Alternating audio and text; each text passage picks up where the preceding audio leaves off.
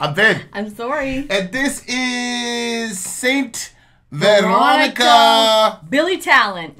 For the big homie. Muk Meh. Muk. Is it Muk Meh? I don't know. He keeps telling me and I keep forgetting.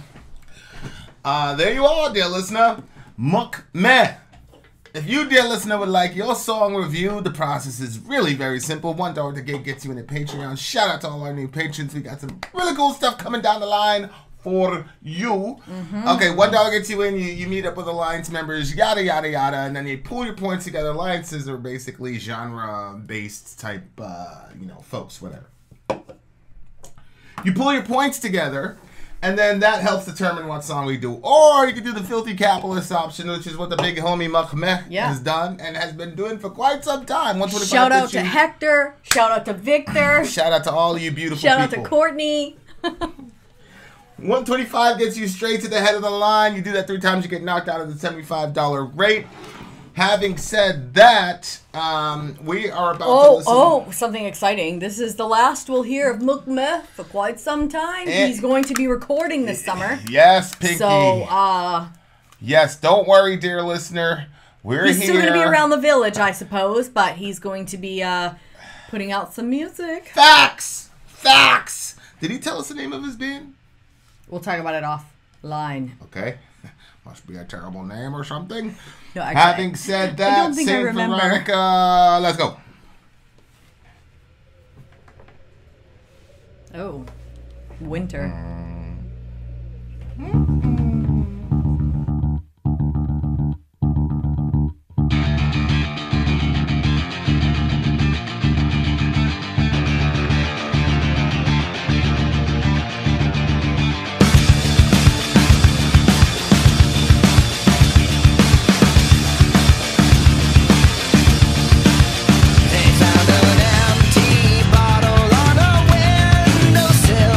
The day her mother lost her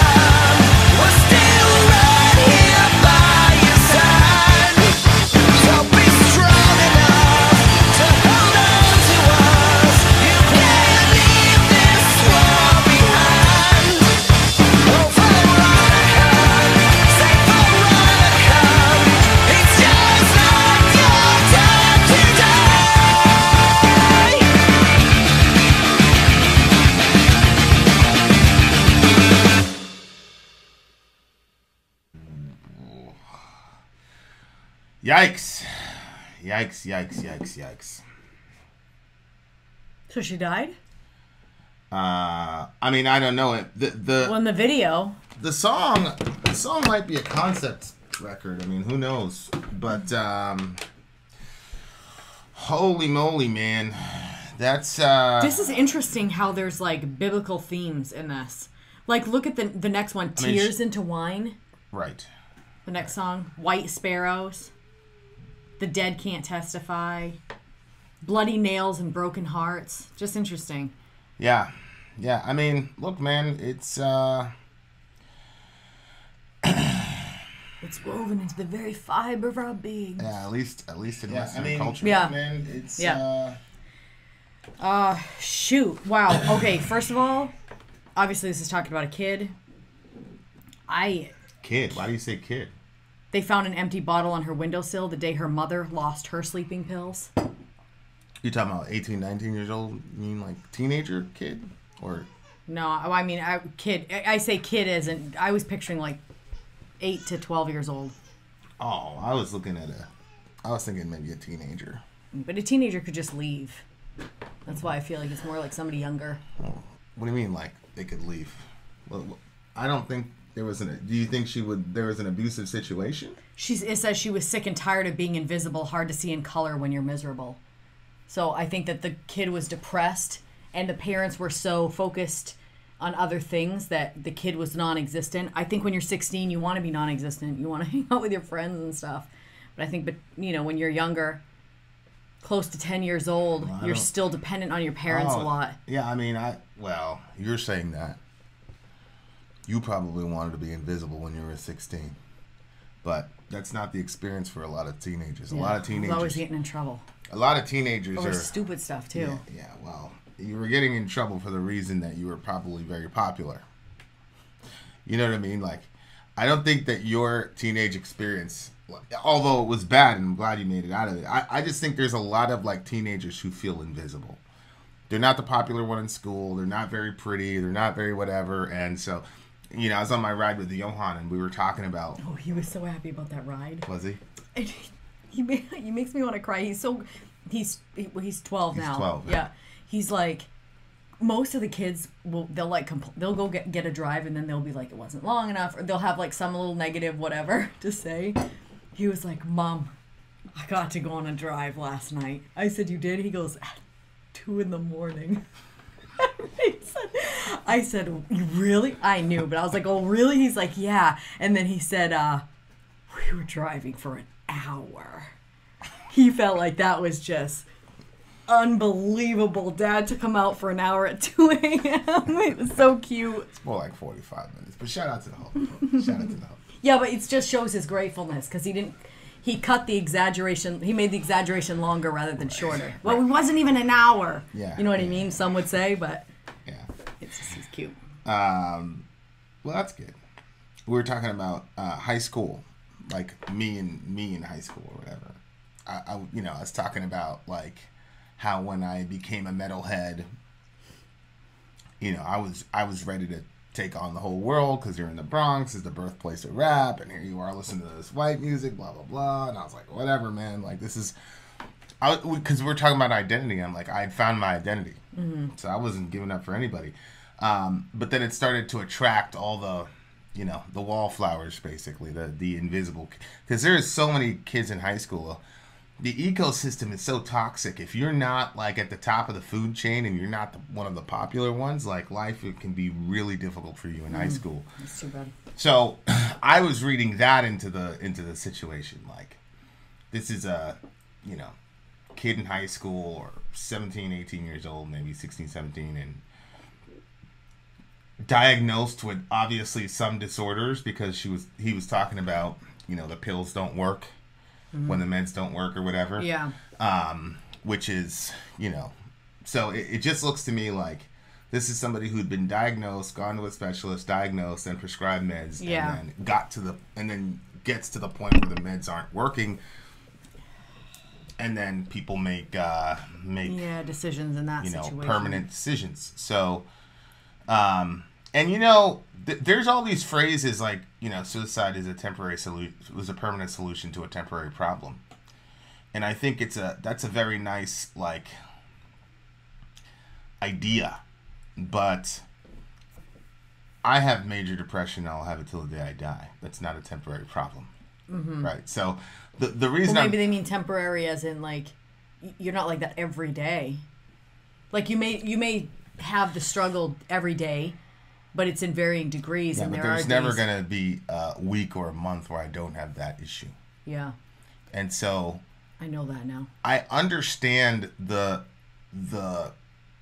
idea behind it, because you're trying to give a kid or anybody who's really contemplating suicide, you're trying to give them some hope to, you know, some hope to push forward and push through it. But that's not how it is for a lot of people. And so when people hear that, they're like, people don't get it, and and it's a weird, like, I didn't even want to, like, you know, necessarily bring that up, other than to say, I know, I was like, oh no. Yeah, like, because I do think that if your issue is circumstantial,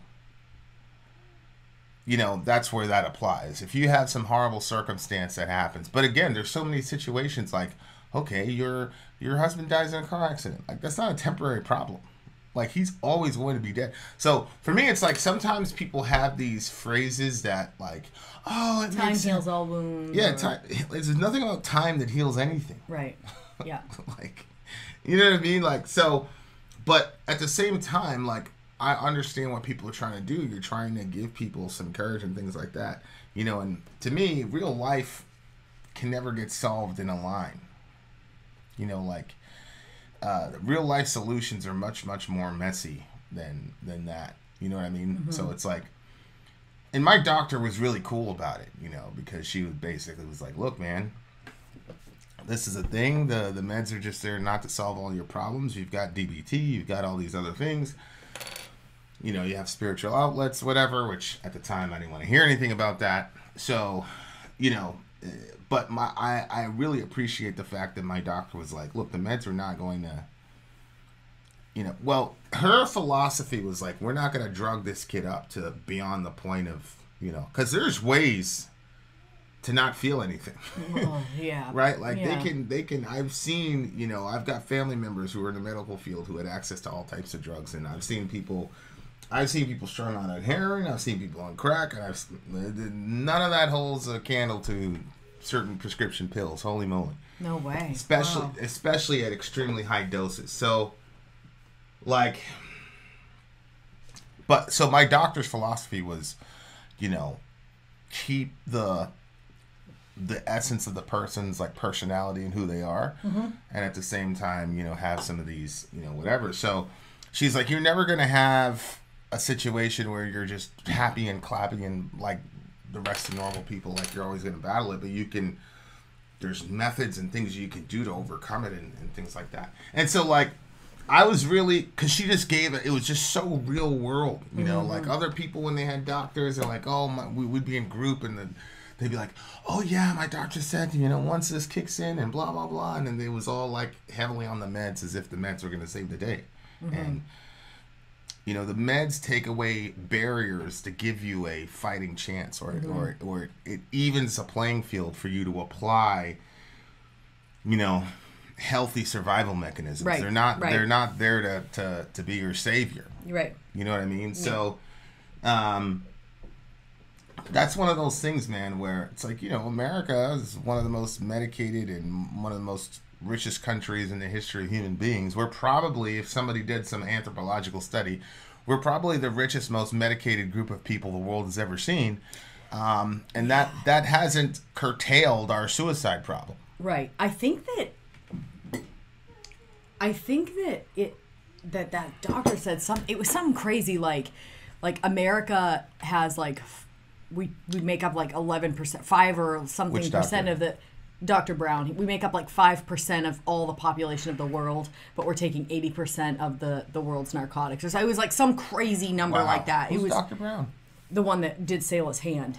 Oh, because he was talking about, like, whoa, that's crazy, bro. He said he said that that something happened like in the medical field where people started saying pain equals bad, and that was, you know, when you go to the doctor's office and they have that the thing at the bottom, I can't remember what it's called, but it's the smiley faces that go all the way up to 10. Yeah. And you pick on there where you are on the spectrum of how much pain you have.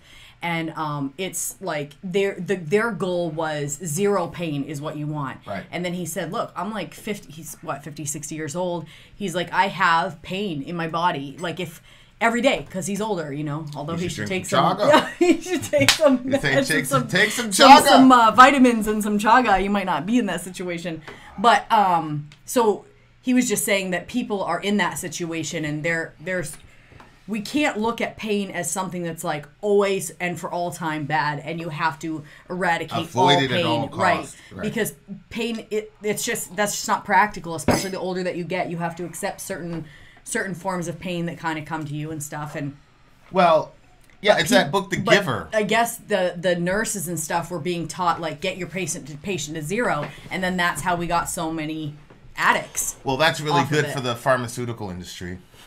Well, of course it is. Yeah, of course. that and he said that too. I mean, it's convenient for them. Well, we were there at the backstage with Head from Korn, and we had those people from Granite Recovery Center. They're like a rehab place, and they were talking about how a lot of their, you know, customers, clients, whatever, the people that ended up in the rehab got so because of a toothache. Yeah. Remember she was talking about that? They were like, if you rate your pain anything other than a 6, like, I don't know unless it's law, but it's like the standard recommendation that they issue you are a narcotic if you say anything over 5. Mm-hmm.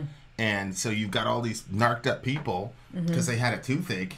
And, you know, I've been there, and I have to tell them specifically, like, I do not give, you said it I have to explicitly say, do not give me a narcotic. And that was the most pain I've ever felt in my life. And I've been in some pretty bad situations.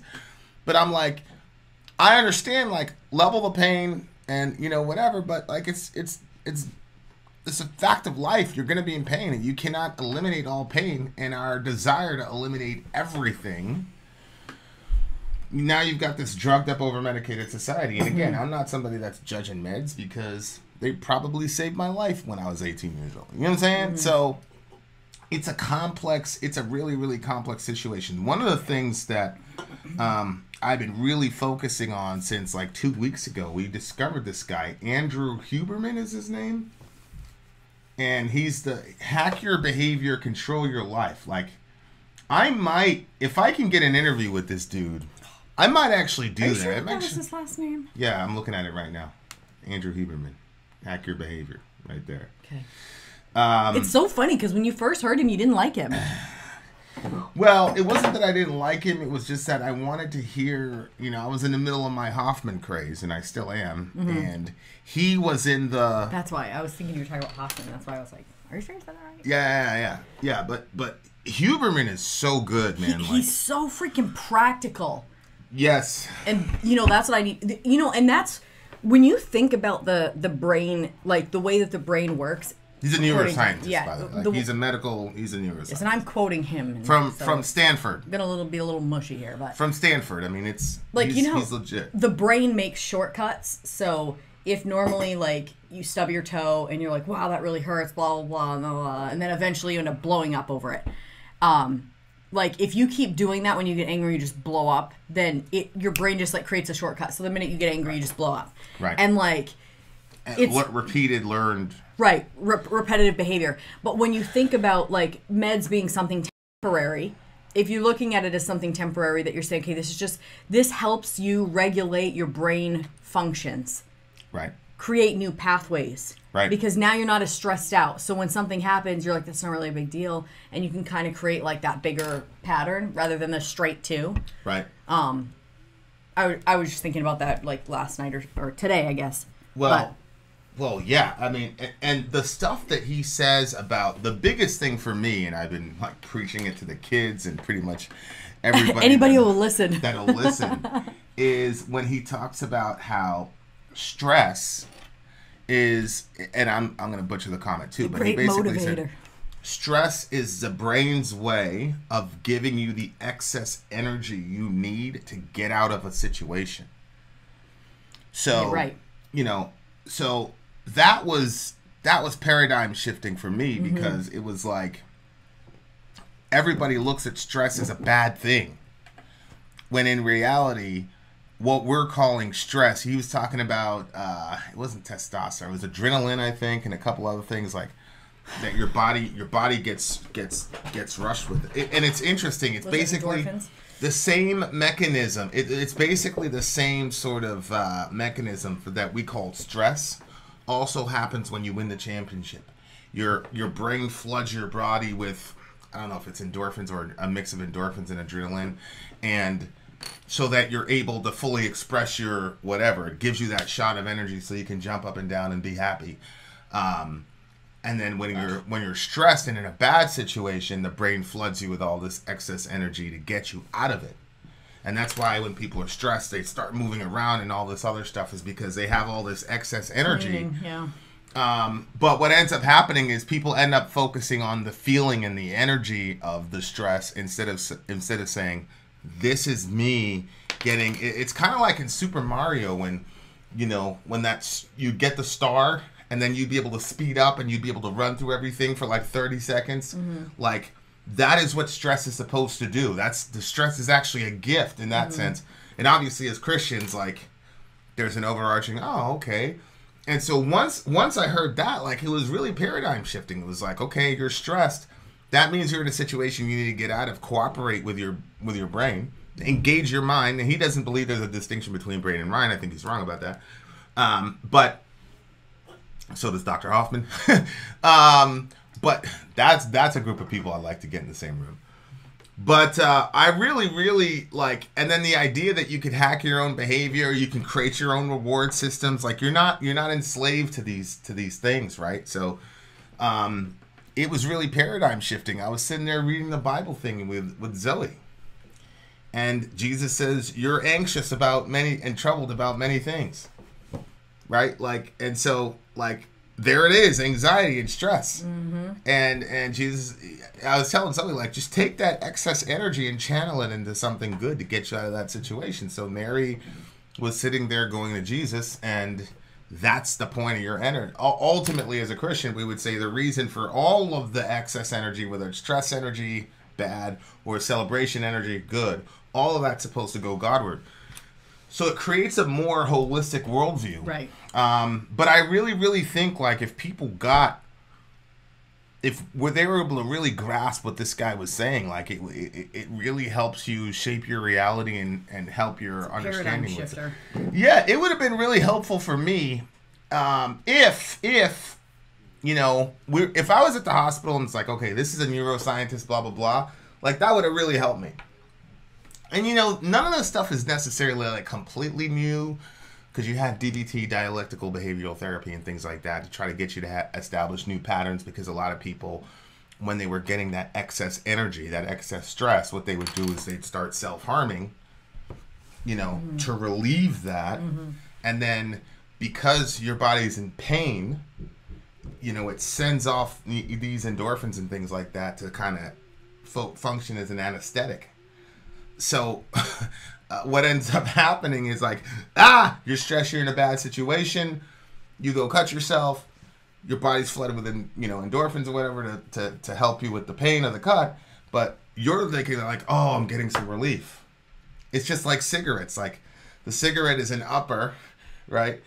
So halfway through the cigarette, you're stressing yourself out more, but then you smoke. It's really, really interesting loops that people get yourself create. Stuck in, and then you feel trapped in them. And I think what Huberman is saying is that just like you developed, those neural pathways that have almost these instinctual drives, like, oh, I'm in trouble, I got to cut myself, blah blah blah blah. You can, by continuous and purposeful repetition, create new sort of pathways and instincts, and then you can create your own reward system, which I thought was really, really interesting. And so, that stuff is really, really cool. Hopefully we could put a link down there, because it's kind of self-help, But I think it's beyond self-help in the sense that there's a scientific element to it. You know, Tony Robbins and stuff like that. I've never listened to him, and I'm sure he's literally, Tony Robbins has inspired literally millions of people. Well. So I'm not saying that there's anything wrong with it, but just for me, when I see scientific justifications for this stuff, I go, whoa, that resonates so much. Yeah, for sure. It's more inspiring to me, and it resonates so much more with me when I see a scientific basis for something. So, you know, I would commend him to anybody. You're a Christian. I thought you were against science. Right, we're against science. Christians don't like science. It's all spiritual. Just pray about it. Pray about it, Veronika. Yeah. Oh my gosh. Well, I do think, and I've got to circle back with Matthew Winter on this, because I do think there's a religious element to this, which is people think it's spiritual to not be on meds. I've heard so many absolutely. times. Absolutely. They said that when I was in college. Like, that was discouraged, and they were making it seem like, you know, because there's a verse that says, you know, the one where he says, the mighty counselor, the everlasting Father, the Prince of Peace. Yeah. Well, in there's something about a counselor. Mighty counselor, yeah. It is mighty counselor, yeah. Okay, so they brought that verse to us, and they were like, you don't need a counselor. He is the mighty counselor, and so you're supposed to go to God in prayer. And so, you know, a lot of people had that mindset. But now I'm like, yeah, but there are experts who could really help you. Why would somebody... Well, yeah, and that's obviously a misunderstanding. Like, do people really think that Isaiah was saying, he's a great guy to tell your problems to, when they said mighty counselor? Everlasting God, Prince of Peace? Like, really? You know the Septuagintal translation of that, no, right? I don't. It's Prince of the Council. Idiots. I should stuck for a loss. Oh my gosh. Okay. Yeah. Well, that makes more sense, doesn't it? Prince of the Council. That's good. Everlasting Father, Mighty God, Prince of Peace. Like, all those are just divine titles about his exalted status. It's not, oh, he's a nice guy to talk to. Don't take meds. Like, what the hell? You should have been with me at college. We could have got kicked out together. Yeah. You could also got pregnant very early. You never have to worry about any fertility issues at all. Oh, that's true. I could have started all the people's judgment on me way back then. Yes. I'd be free of it. Also, fuck you continually. In a loop. In a loop, right. All the live streamers know what we're talking about. In a and everybody that's been in our live streams. Everybody that's had the misfortune of being in our live streams. Yeah. Yes, Pinky. Yeah. Yeah. Christian culture, man, is look. There's many good things that has happened as a result of Christian culture. I'm not going to be one of these hospitals, these ignorant people that, you know, I mean, because that's our team, right?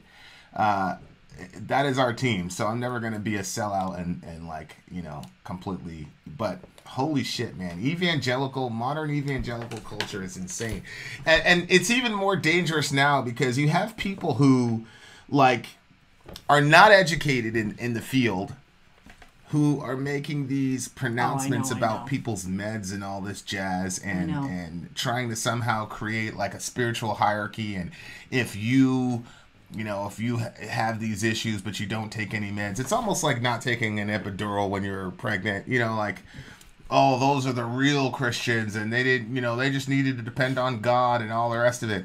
And like, that's just so crazy to me. But that's what happens when you have an incomplete worldview. Mm-hmm. You know, this sort of like, it's almost like this Gnostic, lazy spirituality that doesn't do the hard work of putting together how the physical and the spiritual interact with each other. Mm-hmm. And, you know, I just wanted to make sure that you saw it. Yeah, let me see. No, I didn't see it. Here in Isaiah, it says it right there. Where? So, like, these are the things that kill me right here.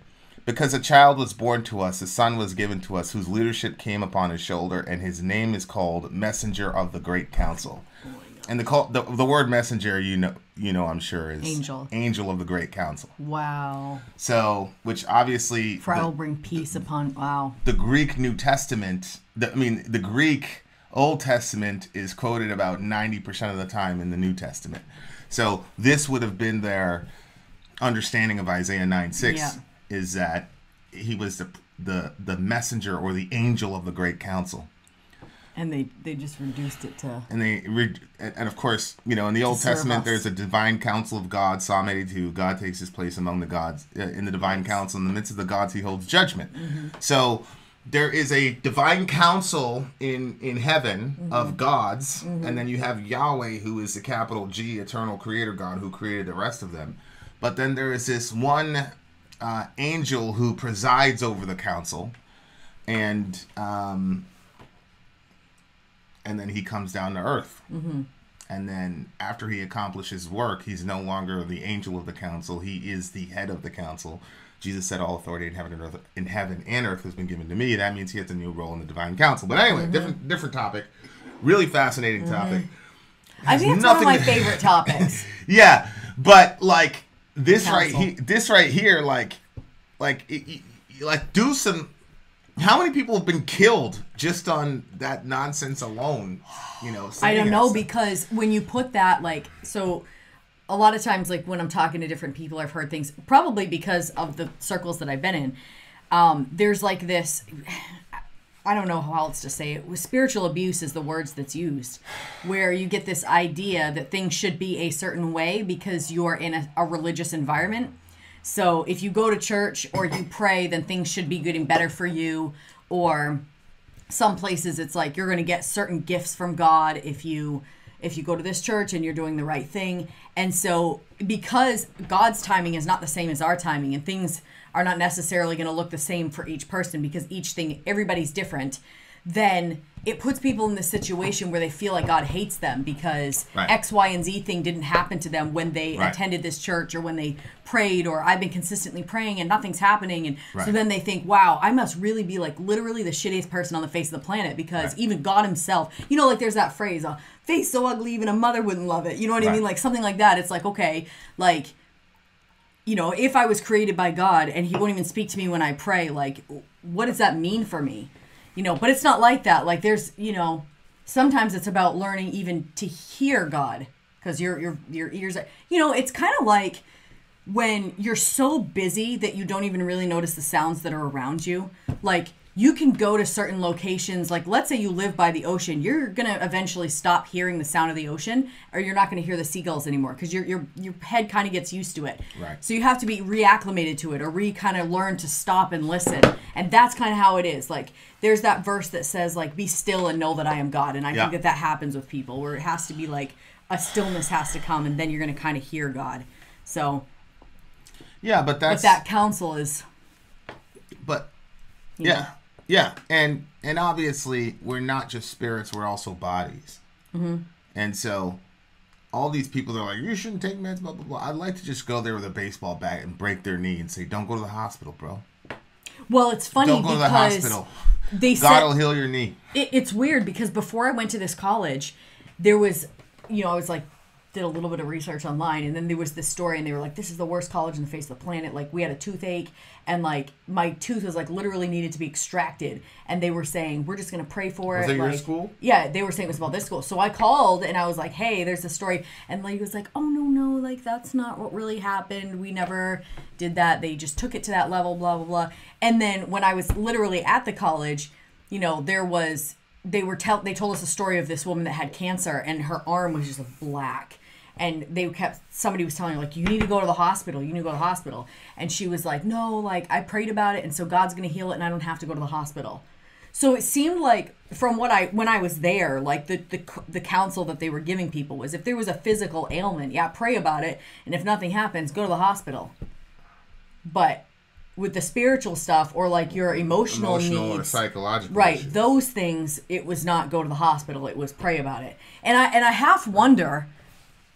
how much of that was like because somebody actually believed that that's what you should do, or if it was so much about appearances. Because a lot of times, like, if you're in church cultures, like, you'll bump into somebody, like, you'll be like, how was your church today? Oh, it was great. Oh, my church was great. Like, everybody's church was great every single Sunday, because nobody wants to admit that sometimes their pastor does a lousy sermon, because they got to be better than everybody else. So if you're, like, running to the counselor, then that kind of makes it, you know what I'm saying? Like, if you're the pastor, if you're the pastor of that church, and half your congregants need to see counselors, then does that, like, speak to you and how you're teaching? You know what I'm saying? Like, so then discourage people from doing that, like, oh, go to God in prayer. I don't really know, because it does seem like a lot of times in the different groups that I was in, appearances was a big thing. Like, looking good to other people was a very important thing, which it'll shipwreck you. I say this all the time, Paul did many amazing miracles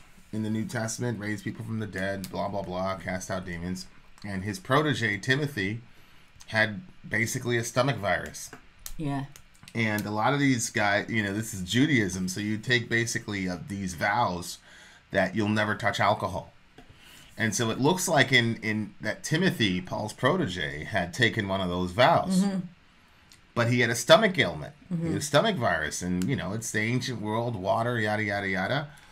And so the way that they would purify the water real quick was to add a little bit of wine to it to, kill the whatever. But because he had taken this vow not to drink any alcohol, his stomach was getting killed. Right. So Paul writes and says, stop drinking only water. Mm-hmm.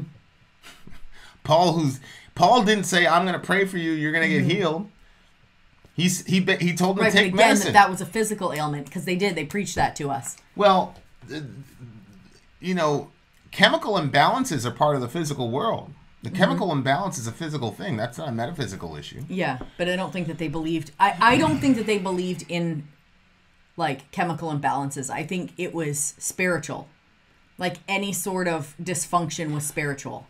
Right, and that's like the any type of emotional dysfunction was spiritual. That's the problem, and obviously it happens on the secular side as well, because they say they don't believe in the spiritual world. So you have somebody that's obviously spiritually afflicted, and they try to combat it with physical remedies. Mm-hmm. That doesn't work. Mm-hmm. But it doesn't work on the other side either. When somebody has a physical malady and you try to spiritualize everything, that doesn't work either. If somebody has a compound fracture in their knee, like, they got to go to the doctor and get that shit set, bro. And you got to give them a bunch of Well, I mean, unless... There are times where God will just do a crazy healing. Well, yeah. I mean, look, Paul knew that, because Paul rose people from the dead. Right. But that's why they're called miracles. Right. If it happened every day, it would not be called a miracle. Right. So, like, that's the thing. Like, you got to really, really, really, like, especially in a religious context, and like I said, there's some religious understandings here, but... That shit becomes really, really dangerous. Not that I think I'm asking this question for me. I don't even think our crowd may not even be interested. Do you think that Jesus, like, knew the plan? Like, when somebody came up to him, like, how do you think he decided who he was going to heal and who he wasn't going to heal? Do you think he just listened to the Father on everything he did? Yeah, John 5, the Son can do nothing without the Father.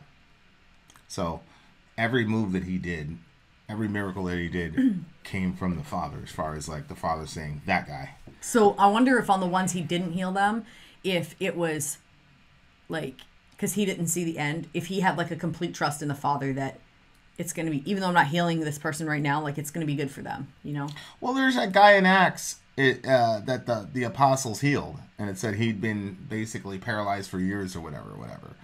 Mm-hmm. Well, that means Jesus must have walked by him a million times, and he never healed the guy. Mm-hmm. He waited for the other guys healed. I was having a really good conversation with Mark, my new favorite deist/agnostic friend, and we were talking about Black Sabbath shirt guy. Yeah, Black Sabbath shirt or Light shirt. Bearer. Who knows? Mr. Lightbearer, and like we were talking. There's this theory of religion's designed to answer questions on it. The God of the Gaps thing, and I said, well, if that's the case. Why do you have Deuteronomy 29:29, right? Which says the secret things belong to the Lord, but the things revealed belong to us and our children, so we might obey all the words of this law. But when it says the secret things belong to the Lord, what it's saying is there are mysteries in the world God's never going to explain to you. Those belong to him. Mm-hmm. So obviously, that's not the point of all religion. Right. Of biblical religion. It's right. not. And I said, sometimes religion creates more difficult questions. Facts. And does not give you answers. So like the book of Job, for example, is a clear one, because Job is never given an answer for why he suffered the way he did, ever. It starts off, he's got a good life, and then all this horrible shit happens to him, and then he starts, God, why did you do this to me? Yada, yada, yada, yada, yada. And then God shows up and says, all right, buddy, this is what happened. He doesn't do that. God says, oh, yeah?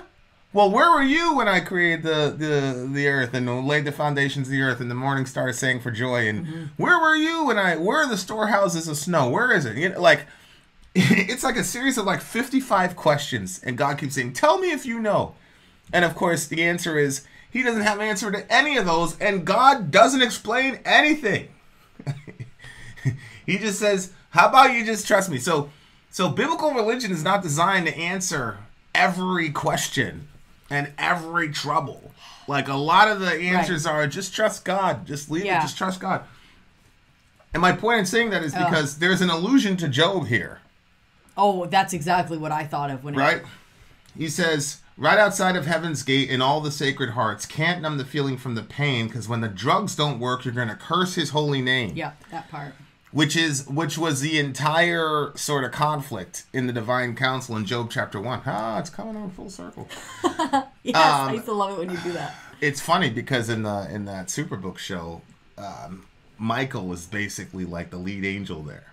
Oh, really? Yeah, which is also very interesting because, I mean, if you look at many commentaries, especially from the 1800s, they believe that Jesus is Michael. Oh, right. So you combine that with the messenger of the council. Yeah. The Lord rebuke you. Yeah. So, so that was the situations. Like, hey, if I do all this, Job's going to curse you to your face. And what's interesting is a lot of people look at it as a bet.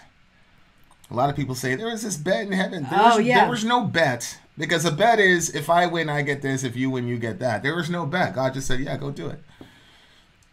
Like, I'm sorry, that's what it says. What are you going to do? Yep. So, like, Job is such an interesting story in the Bible because... that story's been bugging me, but carry on. Currently? Yeah. Or all your life it's been bugging you? No, currently. Well, see, when I first heard about the story of Job, they said that at the end, God doubles all his stuff. And you don't understand that the timing can be really long. So I pictured, a month later, everything doubles for him. He's okay. But you don't even know. It never says how long he suffered, how long he was in that, how many years he might have been in that situation. And now as a parent, after having a miscarriage, I thought after I had my miscarriage that when I had my next baby, that was going to be good. Like, once I held my next baby, that was going to basically help heal me from losing the other one. But it doesn't work like that. Like, you still have that sadness and that sorrow because that's still another child that you'll never have and hold. And Job had multiple kids, and it said, what I have feared has come upon me. Yeah. And so he was really scared that something bad was going to happen to his kids. And sure enough, they all died in the same day by some stupid wind that came and, Yeah. Like, clearly it was, came from God in the long about sense. But still, it's a very difficult thing to look at. And, I was just talking to somebody about it the other day, and they were like, well, God doubled everything he had. And I'm like, yeah, but he did. It doesn't matter if he doubles your kids. It's not like it's a pair of Nikes. Right. Where you get better ones. Yeah. It's your kids, and you cannot replace. And you know what? I think the reason that I didn't understand that is because I didn't have multiple kids. So now that I have so many kids, it's like, if even one of them wasn't there, like, they all have their unique personalities, and they all and they all become different when they're around each other, depending on the combination. Yes. So you're missing a version of everybody else without that one. Oh my gosh, that's so true. So thank you for making it worse. That's so true, though. I'm here. I'm here for you. Yeah. No. So that's true. All of us. So there's Job, and he loses all his kids, and everything's going. So when it hit that point in the song, you're gonna curse his holy name.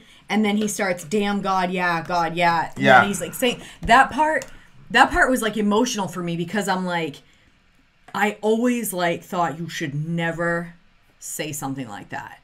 Like, you never ever, even if you feel it, like, you can tell God, like, I'm a little bit upset here, blah, blah, blah. But like, to just God is bigger than that. You know what I mean? And it's like our kids, you know, sometimes they go through phases where they get mad. It's usually about something super, like, petty. They didn't get their way or something like that. But, like, you know, kids will go, if you have kids, you probably know this. Like, one day they're going to, like, they look at you and did your kids ever tell you, I hate you? Oh, 100%. Yeah. So, like, I think I was in the store with Sayla when she was really little, and she wanted one of those little toys by the checkout counter. And I said no. And then she got super mad at me. She was like, I hate you. And, like, it's kind of one of those things where it's like, yeah, but I know in the long run, like, getting her everything she wants is not going to be good for her. And so you can kind of look at the bigger picture. And I think that's like that with God. Like, he knows that he's putting particular pressure on us, but he does have a future and a plan with it. So... Well, yeah, and that was probably one of the most helpful sermons I've ever heard from John Piper. He did a series on Job. You should probably watch it. Where Piper did? Yeah, so Job is having all this terrible things happening to him, and then his religious friends show up and say, "All right, let's do some investigation because you must have done something to warrant this horrible situation." And Job goes, "What the fuck are you guys talking about? I was better than all of you. You guys are dumb as hell." And then he goes, "And you?" He's like, "We need to have a meeting." And they're like, "Are you serious? Here you are judging the Almighty? What is wrong with you? This proves that you are as horrible as we thought you were." And then Job says, "Do you think that you can reprove words when the speech of a despairing man is wind? Mm-hmm. You would even cast lots over the fatherless and bargain over your friend." He's saying you guys are human traffickers. That's what it means to cast lots with the fatherless. Like, you guys are horrible. Like, that's the thing about religious people, man. Like, piling on to a person who's suffering like that, in God's mind, puts you in the category of a human trafficker. Like, there's so much stuff about Job that people do not understand. Like, you're a horrible, evil person if you do that shit to a person in the middle of their suffering. Like, you're one of the worst. So by the end of the book, God shows up to Job's friends and says, "Hey, you guys said shit about me that wasn't true while this man was in pain and sorrow. And go to him and apologize, and he'll sacrifice for you so that I don't break out against you."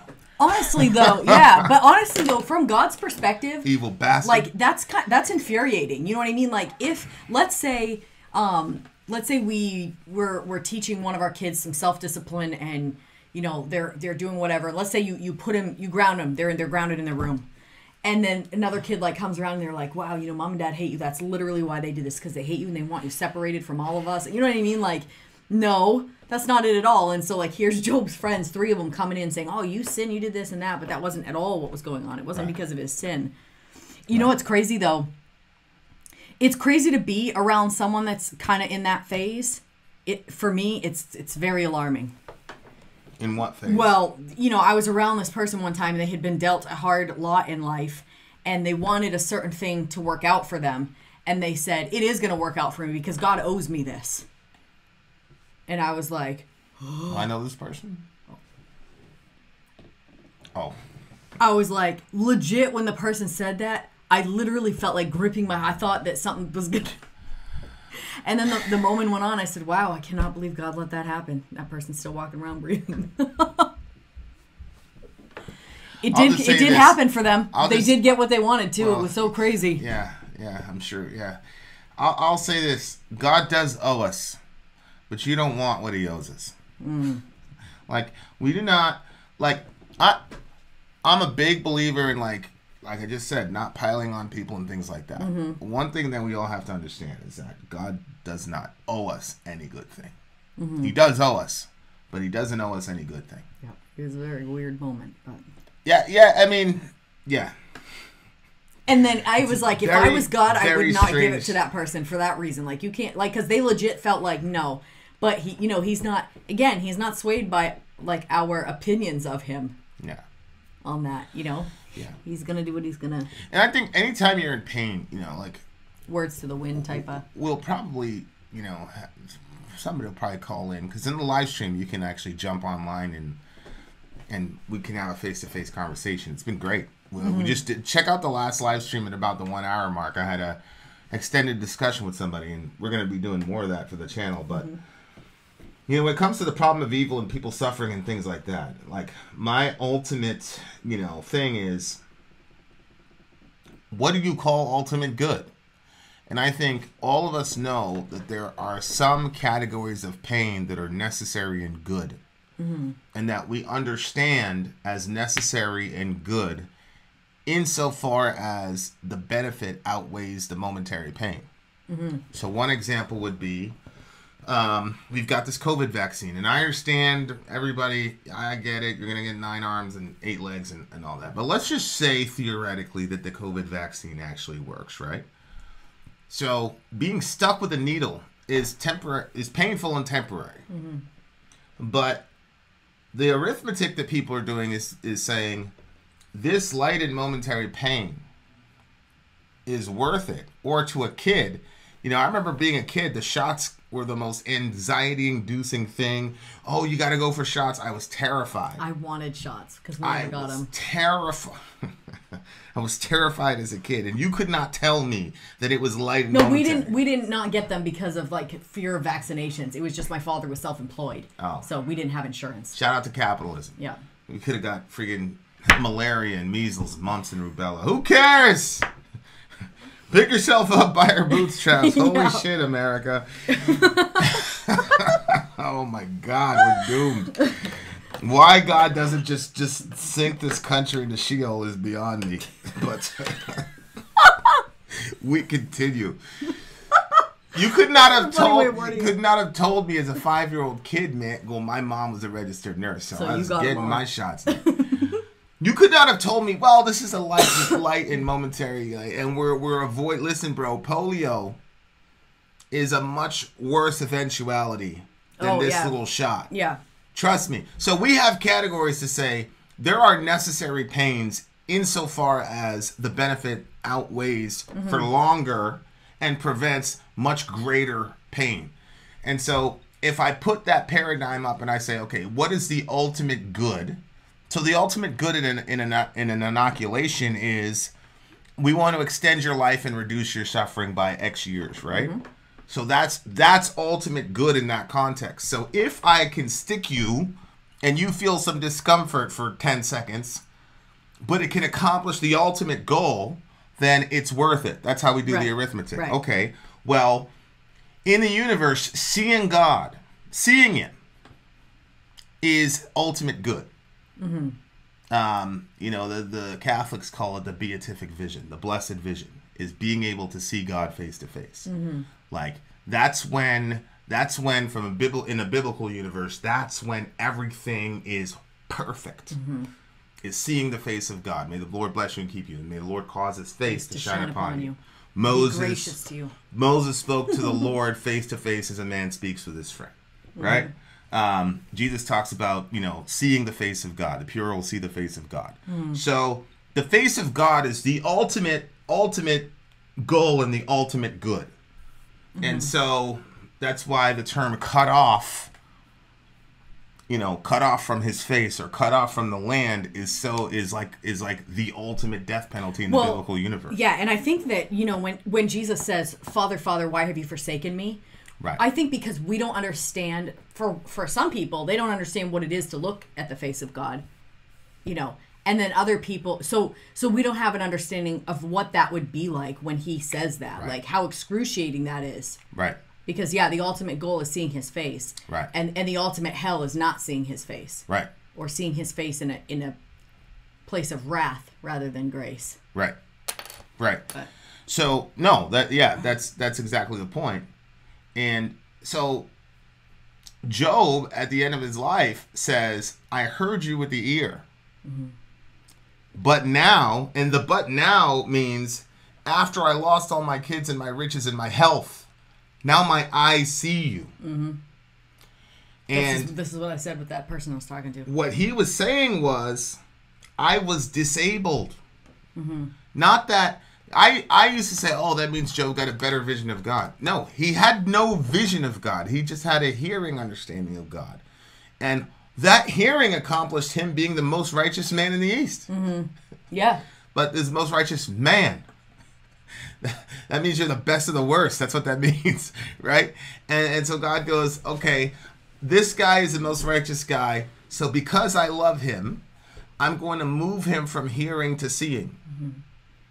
And that was God's love for Job. If seeing God's face is the ultimate good, then whatever pain you have to endure to get to that point is good. It's interesting because he says, if you like read it, he basically points out Job to the devil.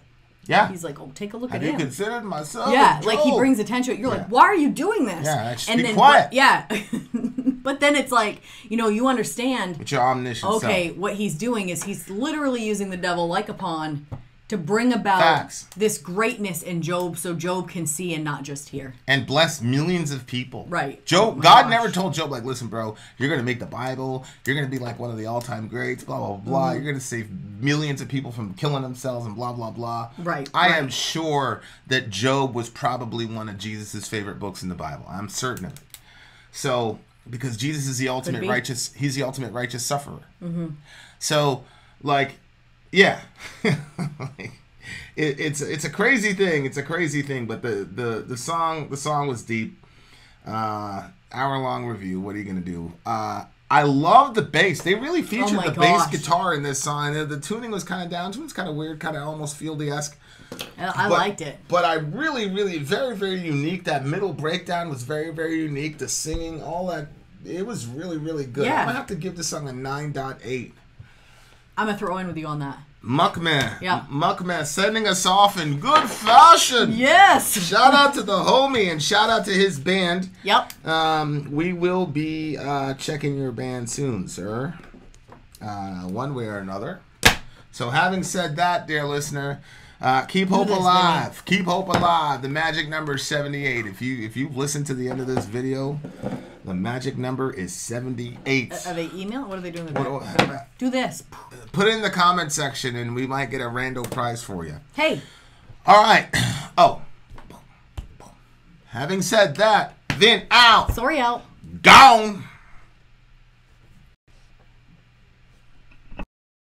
Hey Villagers, this is Archero and I'm inviting you to the Village March Madness Tournament. We're doing this as a fundraiser and to get together as a community and have a little bit of fun. If you're not familiar with March Madness, it is a 64-team college basketball tournament. The teams all play in single elimination round tournament style. Final winner is going to be the national champion. There's going to be a page set up on the ESPN website where you can make your guesses who's going to win each game. And we'll have a private group set up just for our village to compete against each other and see who predicted the winners best. To participate, it only costs $1. And all of that is going to go to help other villagers who are in need right now. This is all going to be happening in mid-March. More details are coming very soon about the dates, prizes, and how to join. I'll see you guys there. Keep it metal.